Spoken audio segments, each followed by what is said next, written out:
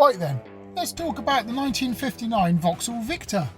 Back in the 50s, Britain was trying to build cars that looked like they'd just stepped off the transatlantic liner. Big, shiny, full of curbs and ambition. And this was Vauxhall's shot at it. Under the bonnet sat a 1.5 litre 4-cylinder engine that produced roughly the same power as a modern lawnmower. It did 0 to 60, well, long enough to make a cup of tea and read a newspaper.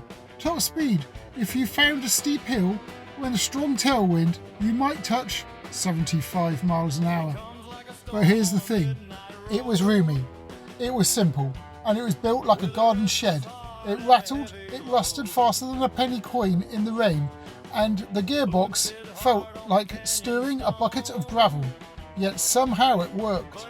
It was affordable, it was reliable enough for the school run and the weekend trip to the coast, and it became a familiar sight on every high street in the land. Was it brilliant? No. Was it beautiful? Not really. But it was ours, a proper slice of modern British history, motoring history, and for that it deserves a tip of the hat. The 1959 Vauxhall Victor, not fast, not fancy, not apologetic itself, and honestly, we need more cars like that.